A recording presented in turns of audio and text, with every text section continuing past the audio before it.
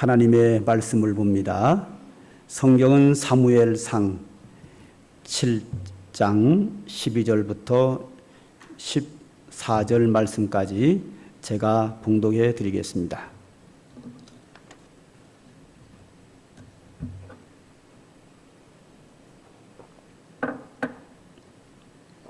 성경은 사무엘상 7장 12절부터 14절입니다. 사무엘상 7장 12절을 제가 읽습니다. 사무엘이 돌을 취하여 미스바와 센 사이에 세워 이르되 여호와께서 여기까지 우리를 도우셨도다 하고 그 이름을 에베네셀이라 하니라. 이에 블레셋 사람들이 굴복하여 다시는 이스라엘 지역 안에 들어오지 못하였으며 여호와의 손이 사무엘이 사는 날 동안에 블레셋 사람을 막으심에 블레셋 사람들이 이스라엘에게서 빼앗았던 성읍이 에그론부터 가드까지 이스라엘에게 회복되니 이스라엘이 그 사방 지역을 블레셋 사람들의 손에서 도로 찾았고 또 이스라엘과 아모리 사람 사이에 평화가 있었더라. 아멘.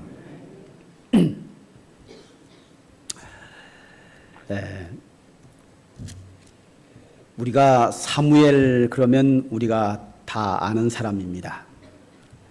사무엘 그러면 딱 떠오르는 것이 기도하는 사람. 사무엘이 기도하는 사람이라고 하는 것은 하나님과 사무엘 사이에 늘 영적 교통함이 있었다 하는 겁니다. 사무엘은 태어날 때부터 그의 어머니의 기도 속에서 출생하게 됩니다. 그리고 그가 젖을 떼자마자 그의 어머니는 사무엘을 성전에다가 데려다 놓고 하나님을 위해서 평생을 살아라고 성전에서 생활하게 되었습니다. 이제 젖을 막 뗀 어린 아기입니다. 그는 그 어린 아기 때부터 성전에서 생활을 했고 조금 성장하고 나서는 어린인 아이 때 엘리 제사장의 심부름을 하면서 성전에서 여러 가지 심부름을 통해서 사역을 하면서 지내게 됩니다. 아직 사무엘이 아이 수준입니다. 성경에 보니까 아직 아이 사무엘이 성전에서 잠을 자고 있었는데 하나님의 음성이 들렸습니다. 사무엘아, 사무엘아. 하나님께서 아직 어린 아이 사무엘에게 찾아오셨습니다. 사무엘이 하나님의 음성을 들어본 적이 없기에 자기를 부르는 그 목소리가 하나님인 줄 몰랐습니다. 그러다가 나중에 제사장에 의해서 하나님이 부르시는다는 것을 알고 네 번째 하나님이 사무엘을 부르실 때에 그는 일어나 앉아서 무릎을 꿇고 하나님께 기도를 합니다. 하나님, 부르셨습니까? 주의 종이 여기 있나이다. 그때 하나님께서 아직 어린 사무엘이지만 그 아이에게 앞으로 일어날 일들을 그에게 말씀하십니다. 하나님이 사무엘에게 말씀하셨고 아직 아이 사무엘이지만 그가 나가서 그 이야기를 하면 그대로 이루어지는 겁니다. 왜? 이가 아이지만 하나님의 음성을 듣고 그 말씀을 했기 때문에 사무엘 아이 입에서 나오는 그 말씀은 곧 하나님의 말씀이었기 때문에 하나님의 말씀은 그대로 이루어지는 겁니다. 사람들이 깜짝 놀랐습니다. 어떻게 저 어린아이가 선지자처럼 하는 말이 다 이루어질까? 놀랐습니다. 그 시대에 어른들도 많이 있었고 성전에는 엘리 제사장이 있었고 엘리 제사장 두 아들 홈리와 비느하스도 제사장이었습니다. 제사장들도 많고 어른들이 많이 있었지만 하나님이 그 어른들과 이야기하지 않고 하나님이 어린 아이 사무엘과 늘 이야기를 하는 겁니다. 왜 그랬을까요? 사무엘이 살던 시대에는 그 시대 사람들이 다 세속에 빠져서 각자 자기 옳은 소견대로 사는 시대입니다. 즉 자기 멋대로 사는 시대입니다. 자기 감성대로 사는 시대입니다. 즉 하나님의 말씀대로 율법을 따라서 하나님의 뜻대로 사는 것이 아니라 내 뜻대로 내 맘대로 내 기분 내키는 대로 아무렇게나 사는 시대입니다. 그런데 이 어린 사무엘만이 자기 멋대로 살지 않고 하나님 앞에 기도하면서 믿음으로 하나님의 말씀대로 살았습니다.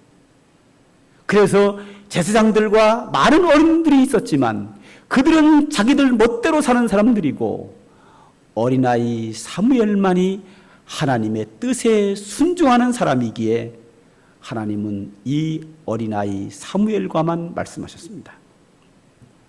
성경에 많은 선지자들이 있지만 그 선지자들은 모두가 다 성장한 후에 어른이 돼서 선지자로 부름받습니다. 그런데 성경을 보면 분명히 사무엘상 2장 3장을 보면 아이 사무엘이라고 했습니다. 이 아이 사무엘임에도 불구하고 그는 하나님의 선지자로 사역을 하게 됩니다. 그 소문이 나서 백성들이 모두가 다 사무엘은 선지자라는 것을 백성들이 인정할 만큼 그는 아이 사무엘이지만 선지자처럼 행동을 하고 삶을 살았습니다. 그 시대의 사람들이 모두 다 자기 멋대로 기분 내키는 대로 사는 시대였기 때문에 하나님이 그들에게 은혜를 주시지 않은 거로 나라가 너무 어려움에 빠집니다. 하나님을 섬긴다고 하면서 우상 숭배하고 향락과 세속에 빠져서 멋대로 살아가는 그들에게 여러 나라들과 전쟁을 하면 할 때마다 실패하고 나라는 큰 어려움에 빠지게 됩니다. 그러던 중 이 이스라엘 나라 성전에 있는 법궤도 이방 나라로 빼앗김을 당하는 수치까지 당하는 일까지 생기게 됩니다. 그러던 어느 날 이스라엘 백성들은 계속 세속에 빠져 있고 나라는 계속 어려움을 당하던 때에 오늘 7장에 와서 7장 3절에 사무엘이 이스라엘 온 족속에게 말하여 이르되 만일 너희가 전심으로 여호와께 돌아오려거든 이방 신들과 아스다롯을 너희 중에서 제거하고 너희 마음을 여호와께로 향하여 그만 섬기라 하고 부르짖습니다. 너희가 마음이 여호와께로 돌아오라. 너희가 하나님을 찾고 있지만 너희는 그 마음이 하나님과 너무 멀다. 너희들이 하나님을 섬긴다고 하면서도 여전히 이방신을 섬기고 있지 않느냐. 그러므로 이방신을 버리고 너희의 마음이 하나님께로 돌아오라. 내가 너희를 위하여 기도하리라.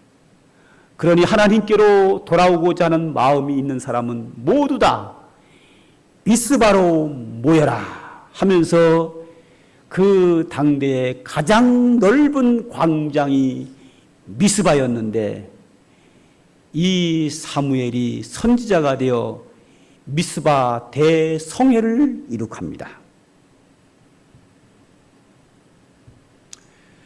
이렇게 부르짖자 모든 백성이 사무엘이 선지자라는 것을 알기 때문에 미스바 큰 광장에 백성들이 가득 찼습니다. 그때 사무엘 선지자가 큰 소리로 외칩니다. 너희가 전심으로 하나님께로 돌아오려거든 회개하라. 그리고 금식하라. 우리가 여호와께 범죄하였나이다 하며 통곡하고 울며 회개하며 금식하라. 사무엘은 미스바 광장에 가득 찬 백성들을 향하여 말씀을 전하고 회개운동을 일으키며 대부흥성회를 열게 됩니다. 이 이야기를 그 옆 나라에 살고 있는 블레셋 나라가 들었습니다. 그리고 블레셋 나라 왕이 생각했습니다. 이스라엘 사람들이 미스바에 다 모여 있다고? 그러면 미스바 광장을 포위하면 도안에든 쥐겠네. 그들은 지금 무기도 갖지 않고 다 모여 있고 금식하고 기도한다고 하니 힘도 없을 거고 포위해서 모조리 죽이면 이스라엘 나라를 통째로 우리가 먹을 수 있다라는 계산이 나온 겁니다. 그래서 블레셋 나라가 대군을 이끌고 쳐들어왔습니다. 이 이야기를 미스바에 모인 성도들이 이 소리를 듣고 두려워 떨며 아우성을 치게 됐습니다. 그때 사무엘이 가만히 있어라. 조용히 해라. 내가 너희를 위하여 하나님께 부르짖으라. 인간적으로 봤을 때는 이스라엘 백성 전체가 죽은 목숨입니다. 블레셋 군대는 칼과 창을 가지고 무기를 가지고 쳐들어왔고 이스라엘 백성들은 무기도 없이 밥도 먹지 않고 배는 고프고 힘 하나도 없는 상태에서 미스바 광장에 모여있기 때문에 이건 모두 다 죽은 목숨과 다름없는 상황입니다. 그런데 사무엘이 하나님께 부르짖었더니 하나님의 응답이 왔습니다. 그 응답이 뭔가 하면 블레셋 군대 위에 천둥 번개가 막 치는 거예요. 하늘에 구름도 없고 비 한 방울 오지 않는데 천둥 번개가 막 치니까 이 블레셋 군대가 혼비백산 날 살려라 도망을 갔습니다. 그때 이스라엘 백성들이 따라가서 그들을 모두 다 격퇴하고 다 물리치고 이 전쟁에 이스라엘의 대승리를 거두었습니다. 블레셋 군대를 물리친 그 자리에다가 사무엘은 돌에다가 에베네셀이라 쓰고 그 돌을 기념으로 세워놨습니다. 이 돌비의 이름이 뭐냐? 도움의 돌이다. 이렇게 새겨놨습니다. 오늘 12절을 한번 보죠. 사무엘이 돌을 취하여 미스바와 센 사이에 세워 이르되 여호와께서 여기까지 우리를 도우셨도다 하고 그 이름을 에베네셀이라 하니라. 하나님이 여기까지 도우셨도다. 하나님이 도우신 것을 감사하는 겁니다. 하나님이 은혜 주심을 고백하는 겁니다. 이 은혜와 이 감사를 잃어버리면 안 되겠기에 두고두고 기억하기 위해서 돌에다가 에베네셀, 도움의 돌이다 라고 글씨를 새겨놓고 이 하나님의 은혜를 영원히 잊지 아니하리라 하고 다짐합니다. 자, 지난주와 설교 제목이 비슷하지요? 지난주에는 여기까지 이르게 하셨나이까? 이것은 뭐죠?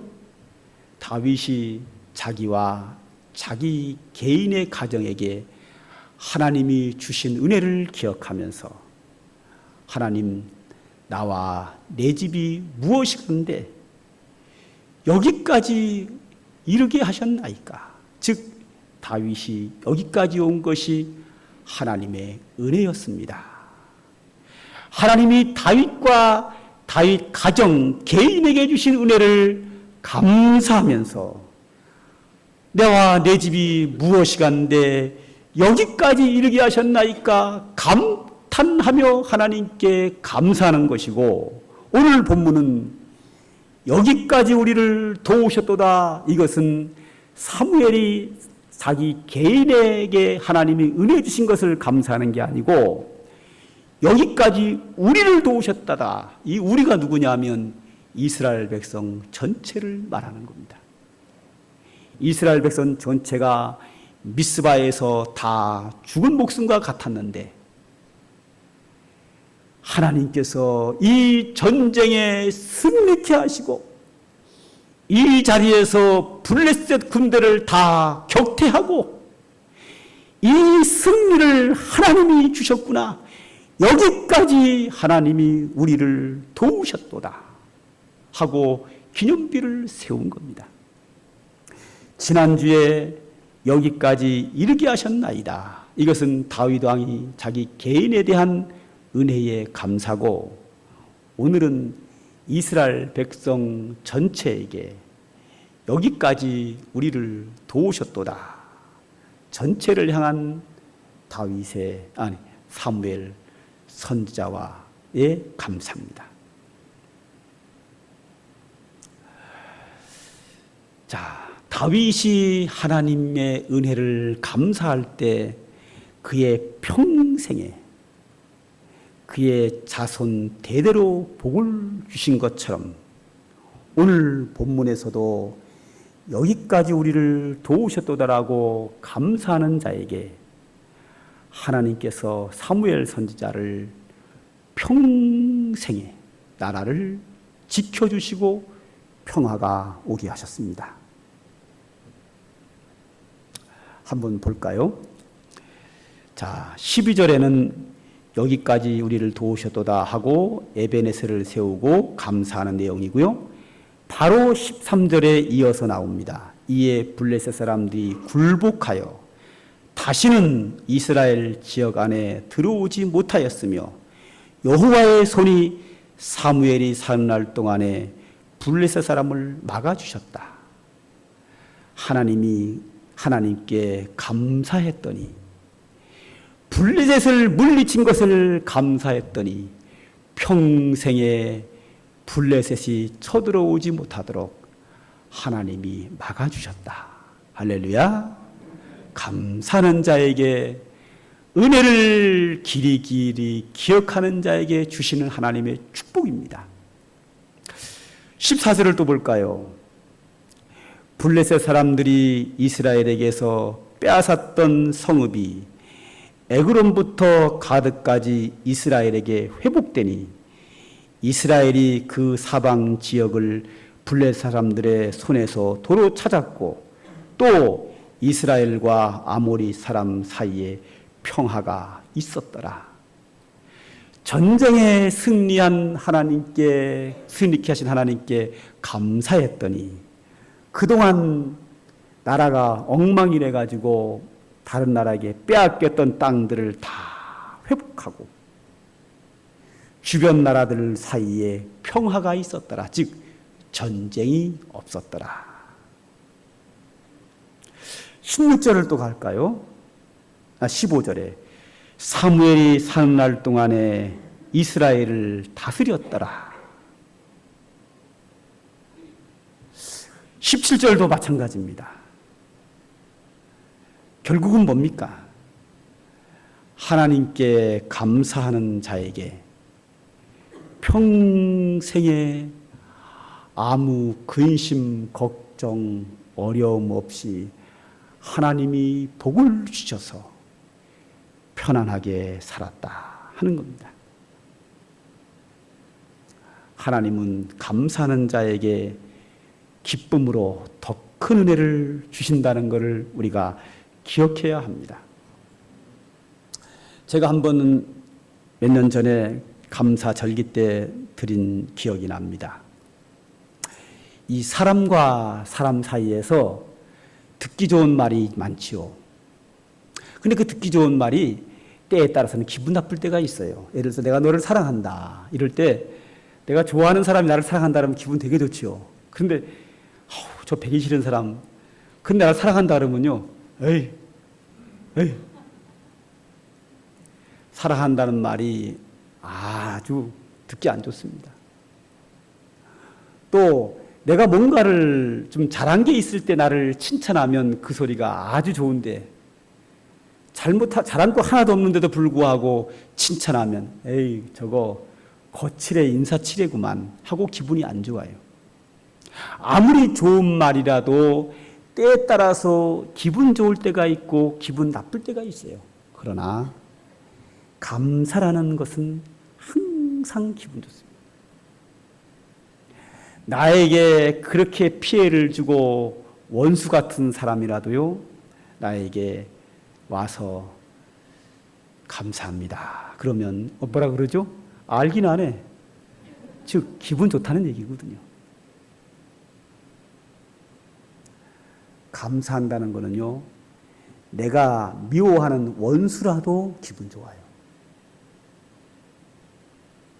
물론 내가 좋아하는 사람이 나에게 감사한다고 하면 더 기분 좋겠지요. 어떤 상황에서도 나에게 감사하는 것은 좋은 이야기입니다. 하나님도 마찬가지입니다. 감사하는 자에게 은혜와 축복을 계속 주십니다. 저는 목회를 하면서 자주 본당에 올라와서 기도할 때마다 우리 교회의 과거를 자주 되새깁니다. 교회의 과거를 되새기면 하나님 앞에 감사밖에 나올 것이 없어요. 그 어려운 그 상황에서도 하나님께서 때를 따라 돕는 은혜가 너무 커서 감사밖에는 드릴 말씀이 없어요. 기도할 내용이 없는 거예요. 제가 25년 전에 저 앞에서 개척할 때 우리 총신대학원 제 동기들이 여러 사람이 왔었어요. 그 보고서는 기가 막힌 거예요. 야, 어떻게 여기서 개척을 할까? 저거 보나마나 망한다 이거죠. 너무 무모했으니까 전혀 계산이 안 나와요. 근데 그 친구들이 지금 와서 저한테 하는 얘기가 있어요. 박 목사는 맨 땅에 헤딩했어. 야, 그때 대책 없었는데 다 망한다 그랬대요. 불가능했어요. 그리고 신우새마을금고 가면 그때 그 직원들이 지금은 뭐 과장, 전무, 상무님 이런 분들이 이제 만나면 그런 얘기를 해요. 제가 이 교회당 말고 그 전에 교회당 질 때 대출을 했는데 그 당시에는 교회 땅과 건물은 대출이 안 돼요. 그런데 어떻게 돈이 없는데 건축은 돈이 없는데 어떡합니까? 그래서 이사장님 만나가지고 또 사정을 또 했죠. 지난주처럼 사정을 또 막 생떼를 썼죠. 뭐 봐달라고 꼭 갚겠다고 믿고 꼭 갚을 테니까 봐달라고 막 그랬죠. 그러니까 이 이사장이 할 수 없이 직원들한테 저 상관교회 목사님 대출해주라고 명령을 내린 거예요. 자, 직원들이 기가 막혀요. 담보도 없고 아무것도 없는데 뭐 몇 천만 원을 빌려달라 그러니까 이게 기가 막힌 거예요. 그래서 이제 위에 이사장이 막 지적을 하니까 이사들이 그래서 그 직원들이 지금 하는 얘기예요. 그때 돈을 빌려주면서 상관계가 무조건 사고 난다. 사고 나면 우리가 대책을 어떻게 세우나 걱정하면서 돈을 빌려줬대요. 이건 백발백중 사고 난다는 거예요. 이사장이 하도 내주라고 이사들이 내주라 그러니까 빌려는 주는데 이건 사고 난다 하면 빌려줬다는 거예요. 그런데 교회가 안 망한 거에 대해서 신기하대요. 상관교회는 대단한 교회라는 거예요. 이게 객관적으로 본 사람들의 얘기입니다. 우리 얘기가 아니라 밖에서 보는 얘기예요. 그런데 밖에서 봐도 그 정도인데 이 안에서 이 교회에서 오래전부터 저하고 같이 신앙생활 한 분들은 다 알잖아요. 하나님께서 이 교회에 얼마나 큰 은혜를 주셨는지.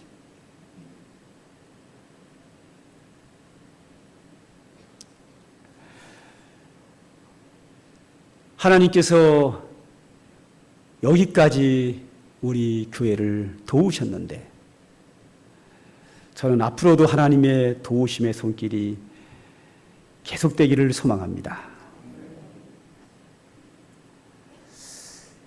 하나님의 도움의 손길로 여기까지 왔는데 오늘 여기 본문에서도 보면 미스바에 모여서 그들은 무기 없이 금식하고 있었어요. 블레셋 군대와 싸워서 이길 수 없는 상황이에요. 그런데 하나님이 도우셨기 때문에 이긴 거거든요. 그러면 하나님이 이스라엘 백성들을 왜 도우셨을까요? 그 도운 이유가 있어요. 그 이전까지만 해도 이스라엘 백성들이 자기 멋대로 살고 하나님을 떠나 있었고 그래서 전쟁만 하면 실패하고 정말 재앙 가운데 살던 그들인데 사무엘 선지자를 통하여 그들이 금식하며 회개하며 부르짖어 기도하는 그 모습을 보고 온전히 하나님을 향하여 마음을 하나님께로 향하여 하나님만 바라보고 이제는 절대로 믿음으로 하나님의 뜻대로 살겠다고 다짐하고 통곡하고 울며 금식하는 그들을 하나님에게 은혜를 안 줄 수가 없는 거예요. 그래서 하나님이 그들을 도우셨고 하나님이 도우신 것을 감사하는 그 나라에 평생 동안 아무런 어려움이 없이 평화 속에서 행복하게 나라가 잘 번창했다는 겁니다. 뭐 우리끼리니까 얘기입니다만 우리 삼강교회는 어떤 상황 속에서든지 하나님의 뜻대로입니다. 우리 교회는 지금까지 오면서 뭐 교회가 부흥하기 위해서 돈을 많이 소유하기 위해서 이상한 방법을 쓰거나 욕심을 부리지 않았어요. 무엇을 하든지 우리 교회는 하나님이 원하는 대로. 근데 이게 하나님이 원하는 대로 가는 게 이게 참 어려움이 많이 있어요. 왜 그런가 하면 모든 것을 하나님이 원하는 대로 하나님 뜻에 맞추잖아요.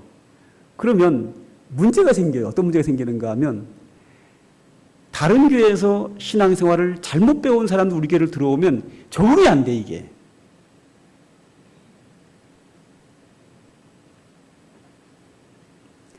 다른 교회는 다른 교회라고 뭐 비판하기 그렇고 뭐 일부 교회들은 뭐 트리도 좀 쓰고 뭐 교회가 부흥하기 위해서 뭐 여러 가지 방법을 이상한 걸 쓰고 그래요. 보면 잘합니다, 저도. 여러분들 보셔봐도 알겠지만 우리가 그렇지 않어요. 그러니까 과거에 신앙생활을 하던 잘못 배운 성도가 우리 교회 들어오면 안 맞아요, 이게. 왜 이 교회는 이러냐고요. 다른 교회는 이렇게 안 하는데. 그럼 우리 교회하고 저희 신앙생활하고 안 맞을 때 안 맞는다고 불평할 것이 아니라 어느 전에 다니던 교회의 그 모습과 우리 교회의 모습이 중에서 어느 것이 하나님이 원하는 방법이냐를 생각해 봐야 돼요. 그러면 틀림없이 우리 교회가 방법이 하나님의 방법이라는 것을 금방 알게 돼요. 왜 그렇게 해야 되느냐 하면 그래야 교회가 살아요. 그래야 여러분들이 사는 거예요. 그래야 여러분들이 하나님의 은혜를 받을 수 있는 거예요. 교회는 은혜 받으려고 나오는 것이지 어떤 인간적인 방법을 사용해서 교회를 부흥시키기 위해서 교회에서 내가 어떤 폼을 잡기 위해서 나오는 게 아니에요. 교회는 하나님께 영광을 돌리고 은혜 받기 위해서 그 목적 가지고 나오는 거예요. 저는 지금까지도 그렇게 목회해왔고 앞으로도 이 방법을 계속할 겁니다. 그러면 제 목회 방법이 여러분과 안 맞는 부분이 있어요. 그럴 때는 얼른 생각해야 돼요. 어느 것이 하나님이 기뻐하는 일일까? 하나님이 기뻐하는 방법을 따라가야 돼요. 전에 하던 방법이 아니라 이 시점에서 하나님이 무엇을 원하는가 그 방법을 따라가야 돼요.